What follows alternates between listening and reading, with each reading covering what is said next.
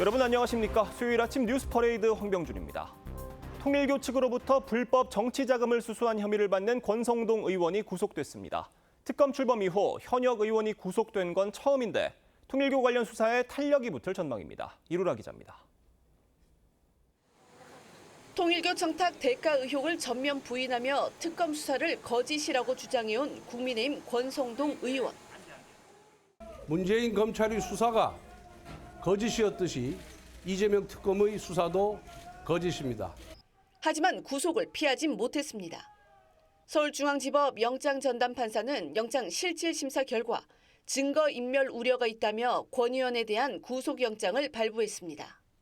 친윤계 핵심으로 꼽히는 권 의원은 윤석열 정부 출범 직전인 2022년 통일교 전 세계본부장 윤영호 씨로부터 20대 대선 당시 통일교 현안 청탁 대가 명목으로 1억 원을 수수한 혐의를 받습니다.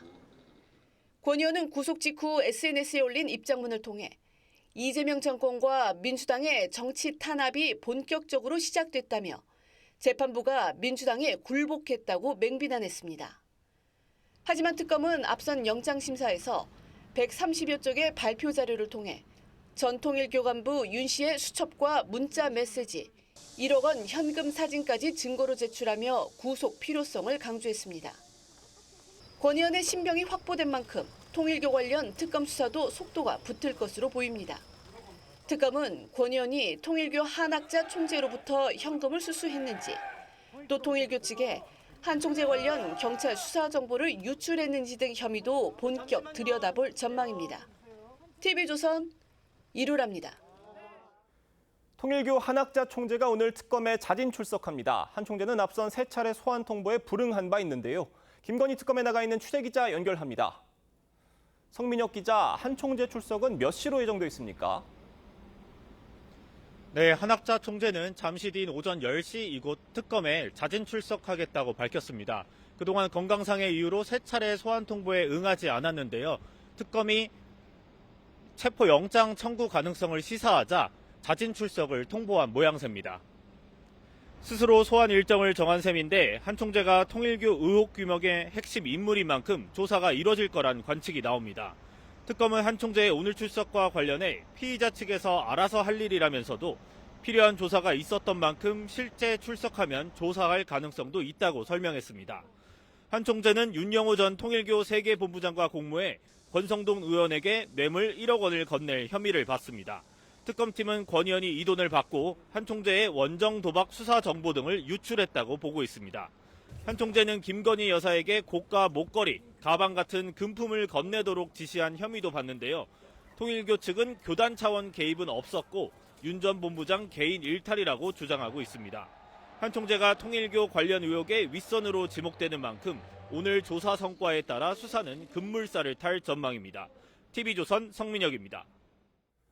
이재명 정부 첫 대정부 질문 사흘째인 오늘 경제 분야에 대한 질의가 이어집니다. 노란봉투법과 정부 조직 개편안 등을 놓고 여야 격돌이 예상됩니다. 김창섭 기자입니다. 오늘 국회 대정부 질문 주제는 경제입니다. 정부 측에선 국무총리를 비롯해 기획재정부 장관과 산업통상자원부 장관 등이 출석합니다. 어제에 이어 한미 관세 협상의 세부 내용에 대한 여야 질의가 이뤄질 전망입니다. 미국에게 무제한 통화 수합을 요청했다는데 이게 사실입니까? 지금 협상의 내용을 일일이 말씀드릴 수 없습니다만은 그것도 제안한 여러 가지 내용 중에 하나라는 것은 말씀드리겠습니다. 금융위원장 등도 참석하는 만큼 재정경제부, 금융감독위원회 등 정부 조직 개편안에 대한 질의도 나올 것으로 보입니다. 여당은 사상 최고치를 경신하고 있는 증시를 부각하고 22일부터 지급되는 2차 민생회복 소비 쿠폰 등 확장 재정의 필요성을 강조할 계획입니다. 야당은 소비 쿠폰의 효과가 크지 않다고 주장하고 노란봉투법과 상법 개정안에 따른 기업 부담 등을 언급하며 정부 정책을 비판할 것으로 예상됩니다. 나라 빚을 갚아야 할 미래 세대를 약탈하는 재정 폐륜입니다, 여러분. 대정부 질문 마지막 날인 내일은 교육, 사회, 문화 분야가 다뤄질 예정입니다. TV조선 김차섭입니다. 여권의 조희대 대법원장을 향한 노골적 사퇴 요구와 탄핵 압박이 나날이 거세지고 있습니다. 내란범 윤석열과 한 통속이라는 거친 표현까지 등장했는데 한 여당 의원은 대정부 질문에서 조 대법원장과 관련한 정체불명의 괴소문을 언급했고 국무총리는 화답하는 듯이 답하기도 했습니다. 전정원 기자의 보도입니다. 민주당 정청래 대표가 조희대 대법원장 탄핵을 언급한 지 하루 만에 전현희 최고위원이 김어준 씨 유튜브에 나가 또다시 탄핵을 주장했습니다. 사법부의 쿠데타라고 볼 수밖에 없는 거고요. 충분히 지금 헌법에 정해진 탄핵 사유에 해당한다. 조 대법원장 사퇴론을 처음 꺼낸 추미애 법사위원장은 내란범 윤석열 전 대통령과 조 대법원장은 내란 재판을 교란하는 한 통속이라며 거칠게 비난했습니다. 민주당은 대법관을 26명으로 늘리고 이 가운데 22명을 이재명 대통령이 임기 종료 전에 임명하도록 하는 법안도 추진 중인데 사법부가 예산과 공간 부족 문제로 난색을 표하자 대법원을 대구로 보내겠다는 말까지 하고 있습니다. 대법원이 반드시 서초동에 있어야 할 이유는 없습니다. 꼭 강남에 서울에 있어야 할 이유도 없습니다. 한 여당 의원은 조 대법원장이 이재명 대통령 선거법 사건을 한덕수 전 총리 등과 모의했다는 SNS상 출처불명의 소문을 대정부 질문에서 언급하기도 했습니다. 대법원에서 알아서 처리한다라고 했다고 합니다. 이 발언을 윤석열에게도 했다고 하는 제보가 사실이라면 치명적인 상처 내지는 국민들의 신뢰에 상처를 주는 내용이겠죠. 해당 소문에 참석자로 언급된 정상명 전 검찰총장은 TV조선과의 통화에서 조 대법원장과는 일면식도 없다며 일고에 대응할 가치도 없는 소설이라고 반박했습니다. TV조선 전정원입니다. 민주당이 야당 법사위 간사 선임에 협조하기로 한 약속을 파기하고 무기명 표결로 나경원 의원 간사 선출안을 부결시켰습니다. 교섭단체인 상대당이 내정한 간사에 대해 표결을 강행한 것도 부결시킨 것도 우리 헌정사상 처음입니다. 이태희 기자가 보도합니다. 법사위 회의장 안에 기표소가 설치됐고 법력권 법사위원들이 줄지어 섰습니다. 국민의힘 나경원 의원 간사 선임안을 무기명 표결에 붙인 겁니다. 국민의힘이 반발에 퇴장한 가운데 나머지 10명 모두 반대표를 던졌습니다. 부결되었음을 선포합니다. 상대 교섭단체가 내정한 간사 선임안을 표결에 붙여 부결시킨 건 사상 처음입니다. 앞서 여야 원내 지도부는 덧센 특검법 수정과 함께 야당 간사 선임 협조를 약속했는데 이마저도 뒤집었습니다. 관행이니까 나를 빨리 선임해라. 이렇게 당당한 태도가 어디 있습니까? 이렇게 뻔뻔한 태도가 어디 있습니까, 세상에? 민주당은 이른바 패스트트랙 재판에서 징역 2년형을 구형받고 계엄 때 윤석열 전 대통령과 통화한 일로 특검 수사 대상이라는 등의 이유로 나 의원은 법사위에서 나가야 한다고 주장합니다. 안 되는 이유를 정리했더니 한 10가지가 넘습니다. 법사위가 국민들로부터 조롱을 당할 것이고 국민의힘은 민주당도 패스트트랙 재판 중인 박범계 의원이 법사위 간사를 했고 서해 공무원 피살 사건으로 재판 중인 박지원 의원도 법사위에 있다며 코미디 같은 일이라고 비판했습니다. 대한민국 정부가 수립된 지 77주년입니다. 사상 최악의 추태가 법사위에서 벌어졌습니다. 나 의원도 검찰 구형이 법사위원직 수행에 문제가 된다면 이재명 대통령은 더 큰 문제라고 맞섰습니다. 유죄 취지로 판결이 환송되었습니다. 그러면 대통령 그 자리에서 내려오시는 게 먼저입니다. TV조선 이태희입니다. 네, 정치권 소식 짚어보는 아침의 맞소 시간입니다. 패널 4분 모셨습니다. 네, 김진욱 더불어민주당 전 대변인, 윤기찬 국민의힘 법률위 부위원장, 조기현 변호사, 강전혜 변호사 함께합니다. 안녕하세요. 안녕하세요. 네, 통일교 인사로부터 불법 정치자금 1억 원을 수수한 혐의를 받는 권성동 국민의힘 의원이 구속됐습니다. 영상으로 먼저 보겠습니다. 참담한 심정입니다. 문재인 검찰의 수사가 거짓이었듯이 이재명 특검의 수사도 거짓입니다. 저는 그때도 결백했고 이번에도 결백합니다. 신문에서 어떤 점 위주로 소명하셨나요? 1억 원 받았다고 하셨었는데 이거 잘 부인하셨었나요? 그 한국은행 관봉권으로 받았다는 보도도 나오고 있는데 한 말씀만 부탁드립니다.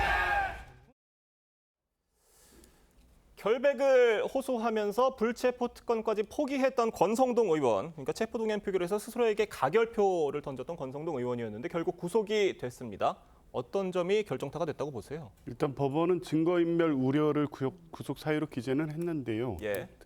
범죄 혐의 사실에 대한 소명 정도라든가 실제 이 사건 수사 과정에서의 증거인멸의 여러 가지 이 정황이나 사정 등을 고려해 보면 기각되는 게 이상한 거죠. 당연히 발부될 일이라고 봤습니다. 어떤 사건에서도 이 정도 혐의, 그러니까 불법 정치자금 수수와 관련해서 메모라든가 문자 메시지, 실제 준 사람인 윤영호 본부장의 진술까지 있다고 하면 혐의 사실은 뭐 거의 소명됐다고 봐야 되는데 증거인멸 우려와 관련해서 휴대폰 교체가 있었고요. 또 우연히 택배 기사의 제보에 의해서 윤영호 본부장의 수사 과정의 내용을 듣고 진술을 왜곡하려는 시도가 있었다는 것까지 확인이 됐기 때문에 법원으로서는 당연히 발부할 수밖에 없었을 겁니다. 네, 권 의원 영장실질심사 최후 진술에서도 자신에 대한 영장 청구, 정치 권력에 이해가 얽혀 있다 이렇게 주장한 것으로 전해지기도 했는데 윤기찬 부위원장께 여쭤볼게요. 권 의원이 구속됐다는 거, 소명, 그러니까 혐의가 어느 정도는 소명이 됐다 이렇게 봐도 되는 건가요?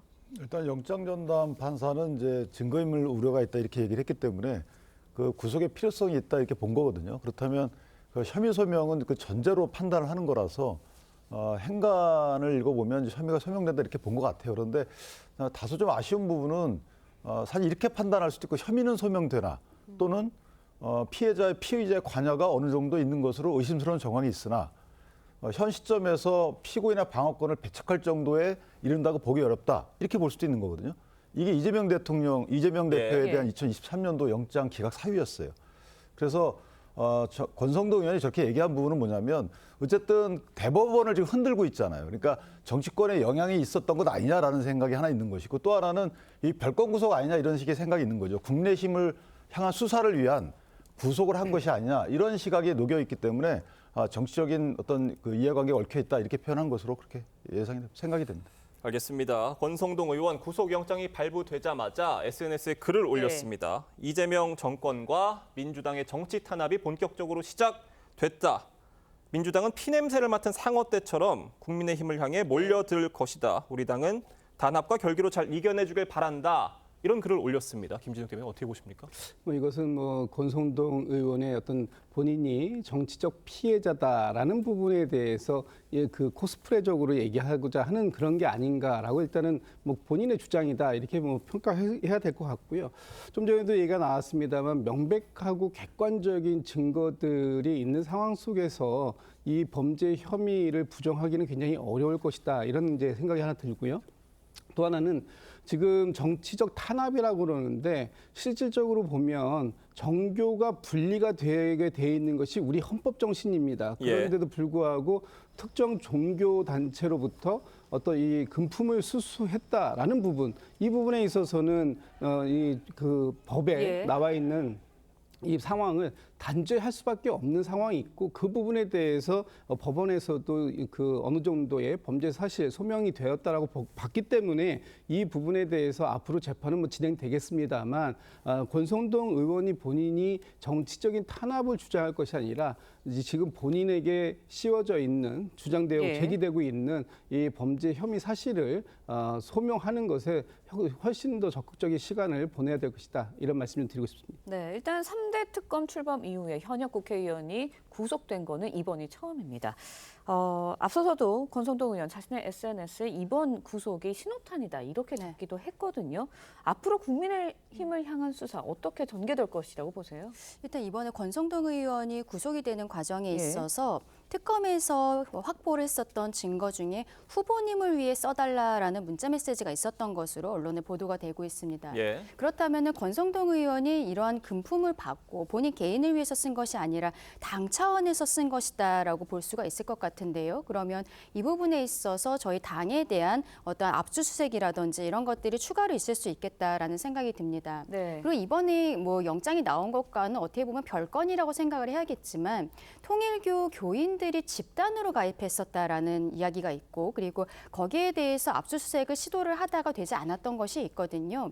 이 부분도 특검에서는 다시 한번 확인을 하려고 하지 않을까라는 생각이 들고 근데 그때 이제 통일교 교인들이 단체로 가입을 했을 때 원래는 권성동 의원을 당대표로 밀어주려고 했는데 권 의원이 출마를 안 했기 때문에 그때 출마하게 됐었던 다른 친윤, 그러니까 김기현 예. 당시 후보를 도왔다라고 지금 특검에서는 보고 있는데 그렇다면 김기현 후보, 당시 후보에 대해서도 이 부분에 대해서 인지하고 있었는지 어디까지 알고 있었는지에 대해서 소환 조사 같은 것도 있을 수 있겠다라는 생각을 합니다. 네.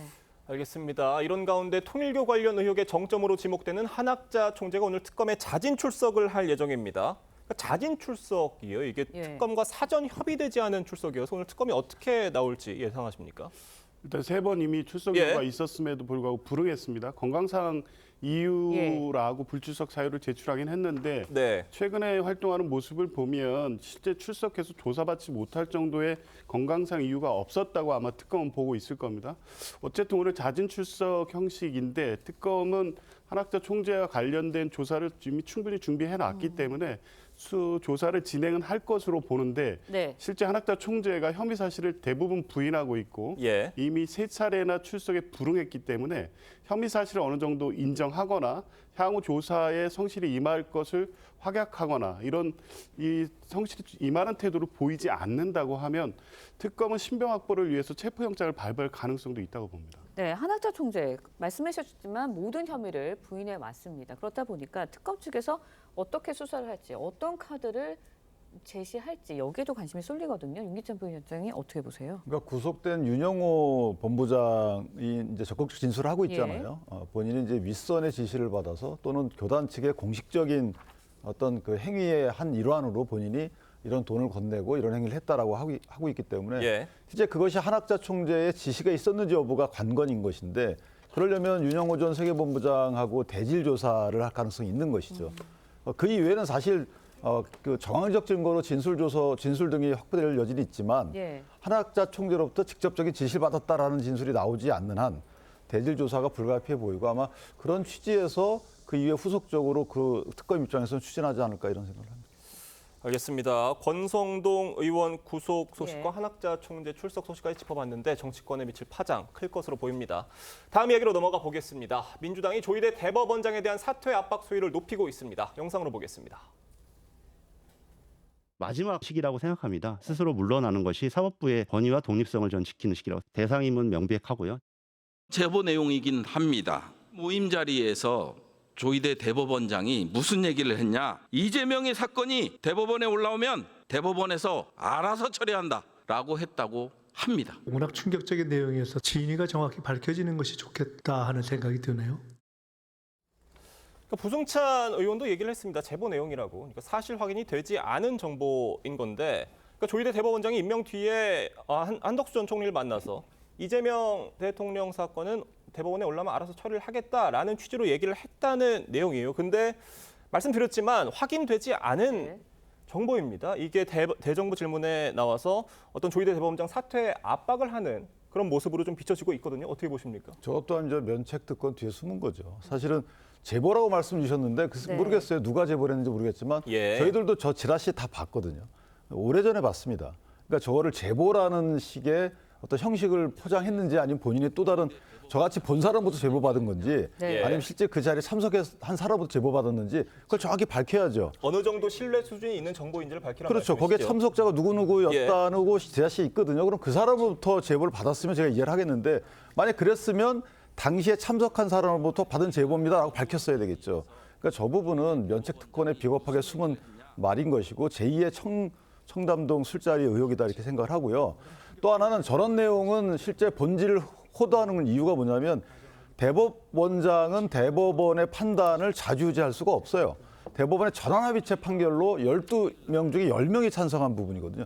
이걸 갖다가 대법원장이 어떻게 하겠다라고 말했을 리도 없고 말했다 하더라도 그 말이 결과론적으로 적용되기 어렵고 이게 만약에 대법원이 독임제 관청이라면 한 사람이 모든 걸 결정하는 장관 같은 직이라면 부승찬 의원의 저 말이 중요하겠죠. 근데 그렇지 않거든요. 12명 중에 10명이 한 거예요. 만약에 이전에 이재명 대통령에 대한 그 공직선거법 이전 파기환송처럼 1명, 2명 정도가 왔다 갔다 한 거. 권순일 대법관이 어디에 쓰느냐에 따라서 결론이 바뀌는 경우에는 저는 오해를 할 수가 있겠죠. 근데 12명 중에 10명이 찬성한 거고 독임제 기관이 아님에도 불구하고 저런 말을 공개적으로 확인되지 않은 말을 함으로써 저건 명예를 실추한 것 이상으로 사법권의 독립을 심히 흔드는 겁니다. 네, 사실 여부가 이제 확인되지 않은 제보를 부승찬 의원이 언급을 했고 거기에 김민석 총리가 진위가 정확히 밝혀지는 게 좋겠다라고 답을 했습니다. 그렇다 보니까 김 총리의 발언이 여당의 사퇴 압박, 조희대 대법원장의 사퇴 압박에 힘을 더 실어주는 거 아니냐 이런 해석들이 나오고 있어요. 어떻게 보세요? 지금 조희대 대법원장에 대한 사퇴를 일부에서 요구하고 있지 않습니까? 그 요구하는 이유가 조희대 대법원장의 어떤 정치적 편향성뿐만 아니라 지금 이 사법 시스템에 대한 신뢰가 상당히 흔들리는 그 근본에 조희대 대법원장이 있다라는 판단이 있기 때문에 사퇴 요구가 나오는 겁니다. 그 와중에 지금 어제 부승찬 의원의 제보 같은 거는 이미 지난 5월 달에도 이런 내용들이 사실 그 민주당 내에서 문제 제기가 있었던 적이 있었습니다. 그럼에도 불구하고 사실관계에 대한 확인이 전혀 없었기 때문에 이제라도 그 지금의 이 대법원 또 사법 시스템의 신뢰를 회복하기 위해서는 이러한 그 제보 내용들이 사실관계가 분명하게 밝혀질 필요가 있다. 오히려 이것이 밝혀진다고 해서 허위의 제보다라고 한다면 조희대 대법원장에게는 유리한 사안 아니겠습니까? 그렇다면 지금 이 사안이 조희대 대법원장을 흔들기 위해서 억지로 하는 제보다 이렇게 볼 게 아니라 오히려 지금의 이런 상황들을 정확하게 명명백백하게 밝혀서 지난번에 그런 모임이 그 자리가 있었는가 거기에는 한덕수 전 총리까지도 포함되어서 있었다라는 거잖아요. 거기 참석자들 보면. 그렇기 때문에 그런 사실관계 여부에 대해서 정확하게 판단을 해보고 그 이후에 이 문제에 대한 논의를 진위에 대해서 얘기를 해도 늦지 않다. 지금 중요한 것은 사법부의 신뢰를 어떤 방식으로 회복할 것인가 하는 부분에 있어서 대법원도 또 대법원장께서도 스스로가 그런 부분들에 대한 대안을 좀 내놓으실 때가 되었다 이런 생각입니다. 지난 14일 밤이죠. 추미애 법사위원장의 SNS를 시작으로 조 대법원장을 향한 사퇴 압박 수위가 굉장히 높아지고 있는 것으로 보입니다. 정청래 대표는 대법원장이 그렇게 대단한 자리냐라는 말까지 했었는데 탄핵까지 거론되고 있는 상황입니다. 탄핵이 현실적으로 가능하다고 보십니까? 일부 의원들은 충분히 탄핵 요건에 해당된다고 이제 주장하고 있는데 이제 그렇게 보는 분들도 있지만 당의 전반적인 의견은 좀 신중한 접근이 필요하다는 게 중론입니다. 왜냐하면 판사나 검사의 탄핵의 전례가 없고 실제 탄핵 소추 의결은 됐지만 탄핵 인용된 사례가 없기 때문에 당시 이 헌법재판소의 결정 취지를 보면 헌법 위반과 중대한 법률 위반과 관련해서 그 검사도 마찬가지고 판사도 인정되기가 확실한 소명이 없으면 어렵습니다. 그런데 조희대 대법원장 관련돼서 현직 대법원장이고 수사가 진행되거나 이런 상황이 아니기 때문에 헌법 위반과 법률 위반을 입증할 만한 소명할 자료들이 지금 아직 확실하지 않은 상황이어서 일단 신중하게 접근을 하되 다만 지금 내란 전담재판부라든가 사법개혁안에 대해서 사법부 스스로 선택하고 결정해야 된다는 원칙을 강조하면서 나오는 얘기입니다. 내란 전담재판부 같은 경우 법원 조직법에 의해서 조희대 대법원장이 설치를 하면 되는 일인데 안 하기 때문에 특별법을 통한 입법을 지금 얘기가 나오고 있는 거고요. 사법개혁안에 대해서도 조희대 대법원장이 법원장 회의를 통해서 사실 사법부 전체를 하나의 어떤 조직으로 움직여가는 사조직처럼 하고 있다. 이런 시각이 지금 당내에 있어서 사퇴 요구에서부터 탄핵 요구까지 나오고 있는 상황이고요. 대법원 스스로가 조희대 대법원장이 이런 요구를 대법원 스스로 해결하면 이게 더 이상 정치적 논란이 되지는 않을 것이다. 이렇게 말씀드립니다. 네, 대법원장 탄핵까지 거론되는 상황에서 이제 일각에서는 조희대 대법원장 사퇴에 목소리를 높이는 여당 의원들 결국은 이제 내년으로 다가온 지방선거 공천을 염두에 두고 당내 강성 지지층의 지지를 얻기 위해서 이렇게 일방적으로 강경한 목소리를 내고 있는 거 아니냐 이런 해석도 나오고 있는데 이거는 어떻게 보세요? 그렇죠. 지난주 수요일에 특검법 개정안과 관련해서 여야가 합의를 했었는데 거기에 대해서 여당에서 일방적으로 파기를 한 바가 있습니다. 이 과정에 있어서 강성 지지층들의 목소리가 반영된 것이 아니냐라는 이야기들이 나오고 있고 그 이후에 지금 말씀 말씀하신 것처럼 민주당 내에서 내년에 광역지자체장을 준비하는 것으로 하마평에 올라가고 있는 분들 중심으로 이러한 강성 메시지가 나오고 있거든요. 조희대 대법원장에 대한 압박을 시작했다라고 볼 수 있는 추미애 의원이 뭐 경기도지사 이야기들이 나오고 있고, 그리고 뭐 서울시장 준비하고 있다는 서영교 의원도 개인 의견임을 전제로 라디오 인터뷰에서 탄핵을 이야기를 한 바가 있습니다. 또 관련해서 역시 사법부를 무력화한다라고 국민들께서 우려를 하고 계시는 내란 특별재판부와 관련해서는 전현희 의원 같은 경우에는 특별재판부를 오히려 국정농단 특별재판부까지 만들어야 한다라는 형태로 강성 지지층들의 입맛에 맞는 이야기들을 하고 있거든요. 이번에 특검법 합의가 파기가 되면서 어떻게 보면은 강성 지지층들에게 다가가는 것이 내년 지방선거를 위해서 더 유리할 수 있다라는 판단들이 각자에게 있는 것이 아닌가라는 생각이 드는데 지금 상황에서 자기 정치를 하기 위해서 대한민국 헌법의 테두리를 넘어서는 주장들을 하는 것은 자제해야 되지 않을까 생각합니다. 이런 상황에서 어제 이재명 대통령의 국무회의 발언을 놓고 조희대 대법원장을 겨냥한 것 아니냐 이런 해석이 나오고 있습니다. 직접 들어보겠습니다. 권력의 원천은 언제나 국민입니다. 그리고 내가 시험을 받든 선거를 통해서 표를 얻었든 내가 가지고 있긴 하지만 그건 잠시 위탁받은 거죠. 자기가 마치 그 권력을 가진 특별한 존재인 것처럼 착각하는 경우가 있는데 그런 착각에 빠지지 않도록 노력하는 게 정말로 중요하겠다. 자기가 그런 권력을 가진 특별한 존재인 것처럼 착각을 하는 경우가 있다라고 얘기를 했는데 윤기찬 부위원장님, 누가 그런 착각을 한다는 겁니까? 저는 민주당이 착각을 하고 있죠. 대통령이 저 말씀은 뭐 심중에는 어떤 의도로 하셨는지는 각자 해석이 다 가능하겠지만 저는 이제 일국의 대통령께서 사법부를 향해서 압박용으로 저런 메시지를 냈다고 믿고 싶지 않고요. 그러니까 전반적인 전체 그 선출직이든 아니면 임명직이든 이런 원론적인 말씀을 하셨다 이렇게 믿고 싶어요. 그렇다면 그 원론의 대상인 민주당도 뼈저리게 느껴야 된다. 잠시 위탁받은 그 권력을 국민을 위해서 사용하는 것이 아니고 오로지 본인들의 정치 세력만의 이익을 위해서 사용하게 되면 언젠가는 심판을 받을 것이다. 이런 자세로 일해야 되는데 그런 자세 없이 점점 더 심해지죠. 브레이크가 없습니다. 뭐 브레이크 역할을 못하는 야당 책임도 있지만 어쨌든 자성이 없는 거잖아요. 자제가 없고 그럼 국민을 위한다는 생각 자체 공복적 의식도 없는 것이기 때문에 저 부분은 대통령의 말을 각 진영에서 각자 알아서 해석을 해서 자성 내지 자제하는 하나의 계기로 삼았으면 좋겠다. 또 대통령도 마찬가지입니다. 대통령도 자성의 의미로 저 말을 해석하셔야 돼 스스로. 지금 대통령의 한마디 한마디가 사법부에 대해서는 엄청난 압력으로 다가오는 이 현실을 감안하셔서 말씀도 신중히 하실 필요가 있지 않을까라는 생각을 합니다. 네, 뭐 말씀해 주신 것처럼 이재명 대통령의 발언에 대한 해석입니다. 여러 가지 해석들이 나오는 상황이에요. 이재명 대통령이 누구를 콕 집어서 얘기를 한 건 아니기 때문에 어떻게 들으셨습니까? 그러니까 대통령께서 지금 뭐 사법부와 관련된 발언을 했다라고 하는 것은 해석일 뿐이지 대통령의 직접적인 발언은 사실 없습니다. 대통령실에서 나온 발언, 특히 어제 우상호 정무수석이 한 얘기를 보면 지금 대통령실에서는 어떤 사법부, 특히 그 조희대 대법원장에 대해서 뭐 특히 거취와 관련해서는 논의를 한 적도 없고 앞으로도 할 계획도 없다라는 부분을 명확하게 밝히고 있습니다. 그렇기 때문에 대통령실까지 조희대 대법원장의 어떤 거취 문제와 끌고 들어가는 것 이런 건 바람직한 부분은 전혀 아니다라는 말씀을 드리고요. 지금 대통령께서 하시는 말씀이라는 게 지금 지난번 기자회견 때와 또 어제 국무위원회에서 말씀하신 발언이 상당히 원론적인 입장입니다. 대한민국에서 특히 헌법에서 규정하고 있는 이 주권은 국민으로부터 나온다라는 것이고 그 국민을 뛰어넘을 수 없다라는 그런 말씀을 하시는 거고요.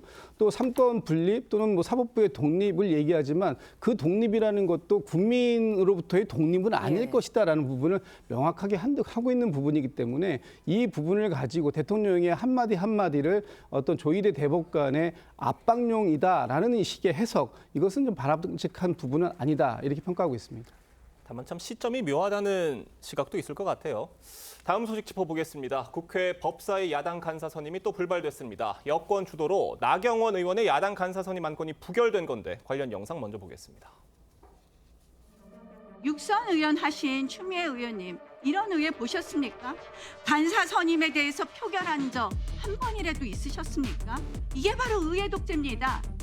내란을 옹호하고 내란 수계와 내통하고 지금 방조하고 사실상 공범으로까지 보여지는 국민의힘 의원님들이 매를 버는구나. 총 투표수 10표 중 부 10표로 의사일정 제2항 나경원 간사 선임의 건은 부결되었음을 선포합니다.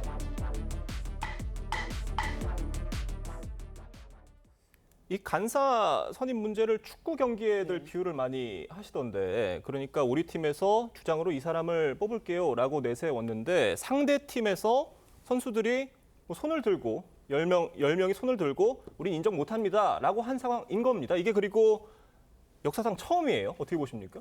그러니까 나경원 의원은 간사 선임에 대해서 저 사람은 우리한테 위협이 되니까 저 사람 빼고 다른 사람 해줘. 이렇게 하는 거잖아요. 예.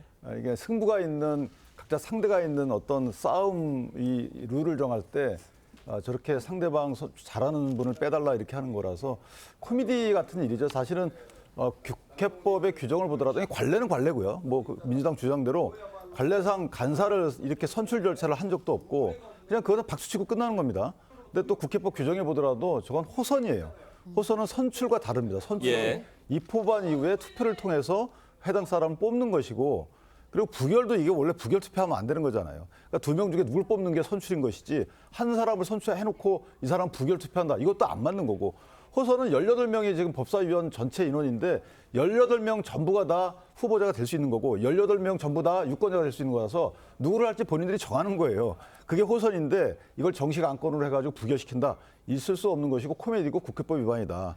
마지막 한마디만 더 하면 뭐 나경원 의원의 어떤 여러 가지 지위로 인해서 이분이 이해충돌 사안이기 때문에 안 된다라고 하는데 제가 뭐 박균택 의원 그 이재명 전 대통령의 변호인이었기 때문에 안 된다. 박지원 의원 피고인이면 안 된다. 이런 말을 떠나서 어쨌든 만약에 그랬으면 의장한테 항의를 해야 되는 거예요. 의장이 국회법 규정에 따르면 이해충돌 위원 선임 제한 규정에 따라서 의장이 하면 안 되는 겁니다. 했잖아요. 그건 이해충돌 문제가 없다는 것이고 그다음에 국회 윤리자문위원회에서 문제제기 안 하잖아요. 그럼 이해충돌 사안이 아니라고 판단이 끝난 사안인데 간사가 무슨 특별한 이유가 있나요? 간사가 선임되면 이해충돌 사안이 뭐가 증가되는 게 있나요? 하나도 없어요. 결정 권한은 없습니다. 간사 심부름뿐이라. 다른 상임위도 다 들여다봐야 된다는 지적도 있더라고요. 그러니까 저 부분은 사실 이제 저 정도 했으면 추미애 의원께서 아까 나온 얘기대로 뭐 차기 어떤 지방선거의 공천용으로 강성 지지층에 호소하고 싶다. 이미 충분히 했으니까 이제 법사위가 제대로 돌아가서 나라가 안정될 수 있도록 또는 법사위 안건에 파행이 되지 않도록 이제는 그만하고 원래대로 복귀시켜 놓는 게 좋겠다. 첨예한 사안이다 보니까 분명히 반론이 있으실 것 같은데 앞서서 이제 여야 원내 지도부 덧센 특검법 수정과 함께 야당 간사 선임 협조 약속을 했었는데 이마저도 번복이 된 셈이거든요. 뒤집어진 셈이에요. 간사 선임 이렇게까지 반대하는 이유가 분명히 있을 것 같거든요. 어제 추미애 법사위원장이 본인의 SNS를 통해서 밝힌 걸 보면 한 3가지 정도가 이유가 있습니다. 첫 번째는 좀 전에 말씀 나왔습니다만 나경원 의원에 대해서 검찰이 징역 2년형을 구형했는데 그 부분은 2019년도에 있었던 패스트트랙 사건 때문이죠. 거기에 보면 동료 의원을 감금했고 회의실들을 점거했고 이런 부분들 때문에 특수공무집행 방해 그리고 국회법 위반 이 부분을 합쳐가지고 2년의 실형이 구형된 상태다. 그리고 이 문제와 관련해서 작년 국민의힘의 전당대회에서 나경원 의원이 한동훈 당시 법무부 장관에게 이 공소를 취하해달라는 부탁을 했었다라는 얘기까지 있었습니다. 그렇다면 지금 이 문제와 관련해가지고 검찰의 구형까지 2년이라는 중형이 구형됐는데 이 사안을 가지고 법사위의 야당 간사라는 직위를 이용해서 법원에다가 이 부분을 얘기할 수 있는 거 아니냐. 형량을 조절할 수 있는 그런 위험성이 있기 때문에 직접적인 이해 충돌이라는 게 있는 것이고요.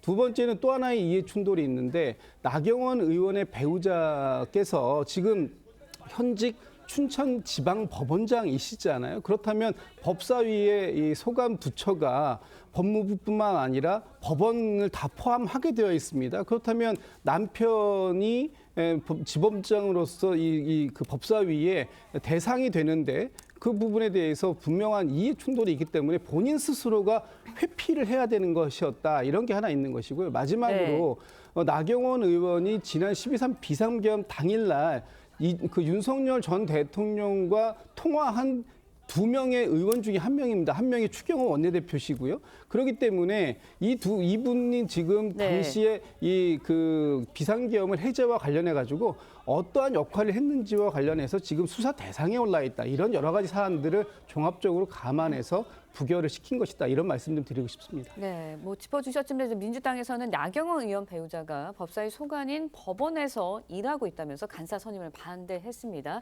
과정에서 망언 논란이 불거지기도 했었죠. 직접 듣고 이야기 이어가겠습니다. 남편이 법원장이니까 아내가 법사위 간사해서 되느냐. 남편까지 욕먹이고 있잖아요. 박지원 의원님 사모님은 뭐 하세요 지금? 돌아가셨어요. 그때 실수했어. 그때 완전히 실수했어. 정말 제가 여쭤본 거예요. 그러니까. 심합니다. 지나칩니다. 그렇게 하시면 안 됩니다.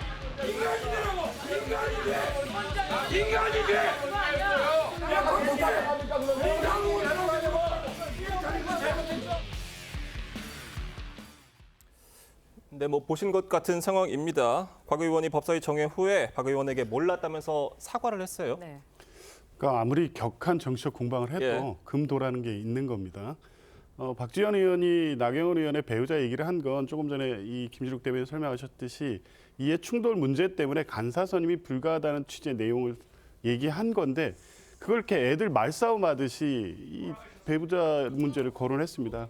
몰랐다고 했고 결과적으로 사과는 했습니다만 그 직후의 상황을 좀 보면 지적하지 않습니까? 인간적으로 해서는 안 될 말을 했다, 실수했다, 잘못했다. 그러면 즉시 사과했어야죠. 그런데 계속 부득불 자신이 주장이 타당한 것처럼 저렇게 우겨대십니다. 보기 안 좋고요. 저런 장면이 국민들께 보여졌을 때 국회가 과연 지금 생산적 논의를 하고 있는 거냐, 국회가 필요한 거냐에 대한 문제 제기를 할 수밖에 없는 중대한 실수였습니다.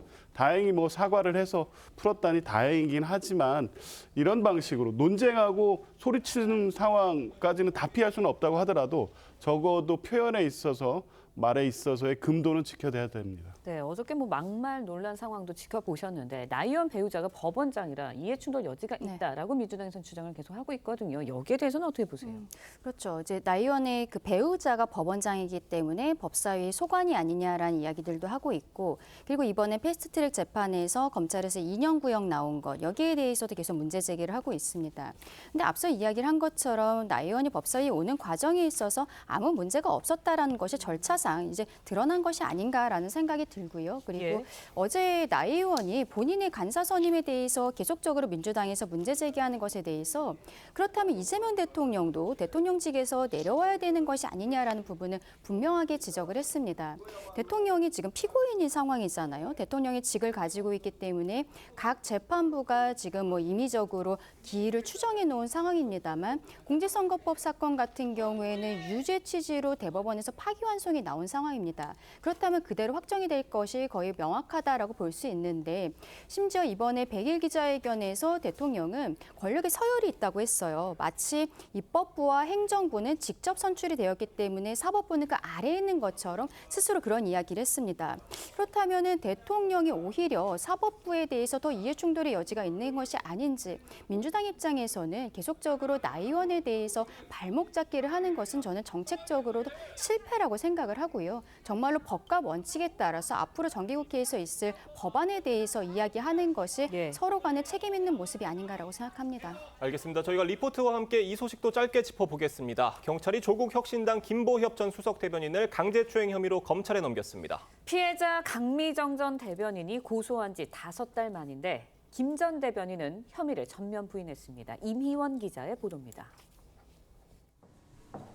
조국 혁신당 강미정 전 대변인은 지난해 12월 조국 당시 대표가 입시 비리로 징역 2년을 확정받은 날 당직자들과 함께 갔던 노래방에서 김보협 전 수석 대변인에게 성추행을 당했다고 폭로했습니다. 제가 마주한 것은 동지라고 믿었던 이들의 성희롱과 성추행 그리고 괴롭힘이었습니다. 사건 발생 5개월 후인 지난 4월 고소했는데 경찰이 5개월 넘는 수사 끝에 김 전 대변인을 어제 강제추행 혐의로 검찰에 송치했습니다. 지난해 7월 택시에서 강 전 대변인을 성추행한 혐의도 포함했습니다. 경찰은 노래방 CCTV와 택시 블랙박스 등에 대한 압수수색에 나섰지만 여러 달 전이라 확보하진 못했습니다. 하지만 경찰은 구체적이고 일관된 피해자 진술과 당시 현장에 있던 일부 동석자들의 진술을 토대로 혐의가 인정된다 판단했습니다. 경찰 관계자는 진술 말고도 성추행 혐의를 입증할 만한 구체적인 정황을 확인했다고 설명했습니다. 김 전 대변인은 지난 7월 소환 조사에서 혐의를 완강히 부인했고 SNS에 검찰에서 무고함을 입증하도록 최선을 다하겠다는 글을 올렸습니다. TV조선 임희원입니다. 네, 더불어민주당 윤리심판원이 최강욱 전 민주당 교육연수원장에 대해 당원 자격 정지 1년 징계 처분을 의결했습니다. 윤리심판원은 당직자로서 품위를 손상하고 당의 윤리 규범을 위반했다고 판단했다고 이유를 설명했습니다. 최 전 원장은 최근 조국혁신당 성비위 사건을 두고 그게 그렇게 죽고 살 일인가라고 말하는 등 2차 가해 논란을 빚었습니다. 네, 전해드린 대로 조국혁신당 성비위 사건을 수사 중인 경찰이 조국혁신당 김보엽 전 대변인을 검찰에 송치를 했습니다. 업무상 위력은 인정이 되지가 않았고 단순 강제추행 혐의를 적용을 했어요. 업무상, 그러니까 수석 대변인인데 대변인이기 때문에 업무상 감독 관계에 있죠. 그래서 업무상 위력이 인정되지 않았다라고 하는 것은 조금 문제가 있고 강제추행죄가 조금 더 상위 개념이에요. 쉽게 말하면 강제추행죄는 폭행 협박을 통해서 추행을 하는 거기 때문에 형량도 훨씬 세고요. 업무상 강제추행 이 부분은 심리적 강제성이에요. 뭔가 그러니까 피해자의 명시적인 거부 반응 이런 걸 떠나서 강제추행은 명백하게 폭행 협박이 있었다라는 보는 거기 때문에 좀 더 김보엽 전 대변인에게 불리하다. 그래서 업무상 위력이 있었는지 여부를 판단할 필요조차 없고 그보다 상위 개념인 강제추행죄를 적용할 만한 상황이었다. 이렇게 수사기관이 판단한 것으로 보입니다. 네. 네, 다음 이야기 짧게 또 짚어볼 텐데 앞서 저희가 단신 내용으로도 좀 살펴봤지만 더불어민주당이 조국혁신당 성비 사건 피해자에 대해서 2차 가해 논란이 불거졌었죠. 최강욱 전 의원에 대해서 당원 자격 정지 1년 처분을 내렸습니다. 되게 적절한 판단이라고 보십니까? 예, 당에서 최강욱 전 의원이 교육연수위원장으로서 했던 발언에 대해서 정청래 대표가 그 발언 바로 다음 날 바로 즉시 당 윤리위에 진상을 조사하도록 지시했고요. 그 부분에 대해서 어제 이제 장시간의 회의 끝에 당원권 정지 1년이라는 중징계 처분을 일단 내렸습니다. 저 부분이 이제 확정되려면 오늘 당 최고위에 보고가 되고 최고위에서 이제 최종적으로 저 부분을 이제 시행하게 될 텐데 최강욱 전 의원의 발언은 심히 부적절했다라고 보는 것으로 저 당원들도 그렇고 국민들께서도 생각하실 겁니다. 다만 최강욱 전 의원의 발언 취지가 무엇이었던 간에 그것이 듣는 분들에게 또 다른 피해로 들린다면 그 발언에 대해서는 빠르게 취소하고 사과하는 것이 맞겠다 이런 판단이 듭니다. 네. 알겠습니다. 오늘 네 분 말씀은 여기까지 듣도록 하겠습니다. 감사합니다. 고맙습니다.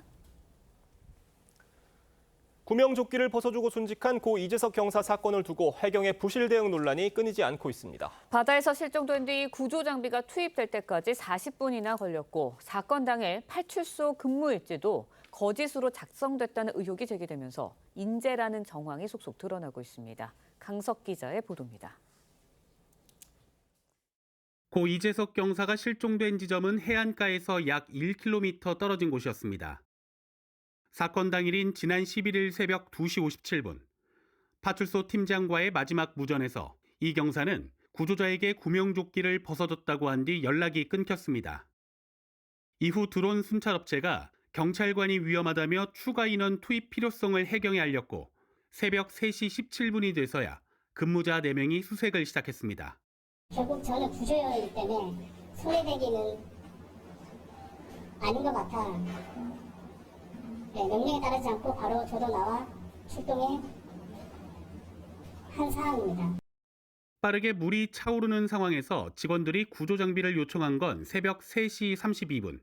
이 경사가 이미 드론 화면에서 사라진 상황에서 최대 시속 30km를 낼 수 있는 동력 구조 보드라면 현장까지 2, 3분 내에 갈 수 있다고 판단한 겁니다. 하지만 동력 보드 열쇠를 찾고 공기 주입과 운반을 하는데 시간이 걸리면서 정작 구조 장비가 투입된 건 이 경사 실종 38분 뒤였습니다. 대조기 때라는 거를 감안을 하면 허리 정도까지 찼다고 한다고 하면 금방 물이 차는 거를 분명히 다 알고 있을 텐데도. 파출소 근무 일지에 직원들의 휴게 시간이 허위로 기록된 정황도 드러났습니다. 동료 4명은 사건 전날 밤 9시부터 사건 당일 새벽 3시까지 휴게 시간을 가졌다고 했지만 실제 근무일지엔 2계절로 나뉘어 3시간씩 쉰 것으로 기록돼 있습니다. 해경은 인천해양경찰서장과 영흥 파출소장, 파출소 팀장 등 지휘부 3명을 대기 발령 조치했습니다. TV조선 강석입니다. 어젯밤 9시쯤 경기도 용인시 영동고속도로 강릉 방향 마성터널을 달리던 시외버스에서 불이 났습니다. 불은 1시간여 만에 꺼졌는데 5명이 중상, 16명이 경상을 입고 병원으로 옮겨졌습니다. 그 외 15명이 다쳐 현장에서 치료를 받았습니다. 소방당국은 충북 진천으로 향하던 시외버스가 터널 안에서 미끄러지면서 벽면과 부딪힌 뒤 불이 난 것으로 보고 있습니다. 늦은 밤 도심 한복판에서 만취 운전자가 아찔한 도주극을 벌였습니다. 경찰관이 전조등을 켜라고 경고하자 도망친 건데 신호 위반과 역주행까지 하며 광란의 질주를 이어갔습니다. 이승훈 기자입니다. 검정색 SUV 차량이 전조등을 끈 채 도로를 달립니다. 뒤따르던 경찰이 전조등을 켜라고 경고하자 갑자기 속도를 높이는 차량. 빠른 속도로 앞차를 추월하더니 신호 위반은 물론 중앙선을 넘나들며 역주행도 서슴지 않습니다. 순찰차가 길목을 막아서자 인도를 타넘으면서 고개 운전을 이어가는데 횡단보도를 건너려던 보행자는 소스라치게 놀라 뒷걸음질칩니다. 130 정도 달렸고 중앙선 신호 위반 다 무시한 채로 계속 가다가 사람 2명을 칠 뻔한 상황이었습니다. 경찰 추적을 따돌리고 17km를 질주하던 40대 운전자가 붙잡힌 건 인근 식당 창고였습니다. 차량을 버리고 도주한 남성은 이곳에 엎드린 채 숨어있다 경찰에 붙잡혔습니다. 얼마나 다급했던지 도주 과정에서 남성은 착용하고 있던 안경까지 떨어뜨렸습니다. 저기서 일로 지나가지고 다 밟고 이것도 다 넘어지고.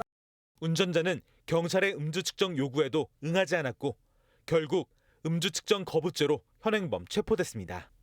경찰 조사 결과 남성은 운전대를 잡기 전에도 인근 식당에서 만취 상태로 소란을 피운 것으로 드러났습니다. TV조선 이승훈입니다.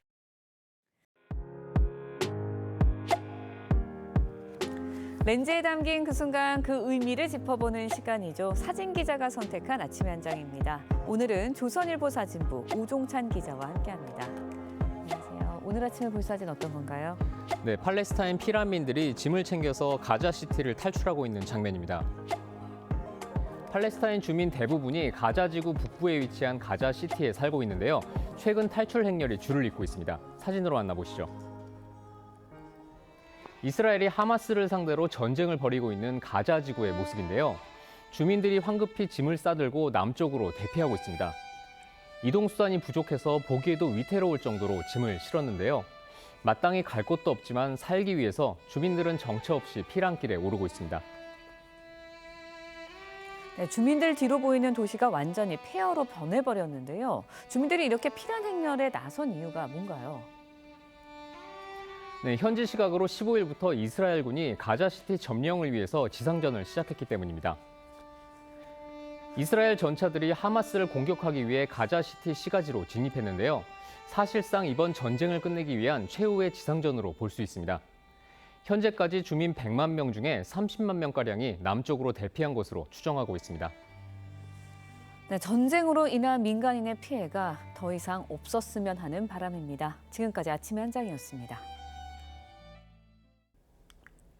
오늘은 전국에 가을비가 내리겠습니다. 정체전선의 영향으로 현재 중부지방에 비가 내리고 있는데요. 특히 경기 북부에 많은 비가 내리고 있습니다. 비는 점차 전국으로 확대되겠습니다. 경기 남부와 충남 서부에는 최대 100mm 이상, 강원 영서에도 80mm 넘는 많은 비가 내리겠고요. 강원 동해안에도 5에서 40mm의 비가 예상됩니다. 비는 오늘 밤 대부분 그치겠지만 남부와 강원 동해안은 내일까지도 이어지겠습니다. 특히 수도권과 강원은 오늘 낮까지, 충청과 남부는 오후에 강한 비가 집중되겠습니다. 피해 없도록 주의하시기 바랍니다. 제주와 남부는 폭염특보 이어지면서 오늘까지 무덥겠습니다. 오늘 낮 최고 기온 보시면 서울이 24도로 다소 선선하겠고요. 대구와 부산 32도, 제주는 33도까지 오르겠습니다. 당분간 서울 등 중부지방은 평년 수준을 밑돌며 선선하겠고요. 오는 금요일과 주말에는 또 한 차례 비 예보가 있습니다. 오늘의 날씨 박선민입니다. 이상으로 수요일 뉴스 퍼레이드 마칩니다. 네, 저희는 내일 아침 7시 30분에 다시 찾아뵙겠습니다. 시청해주신 여러분 고맙습니다.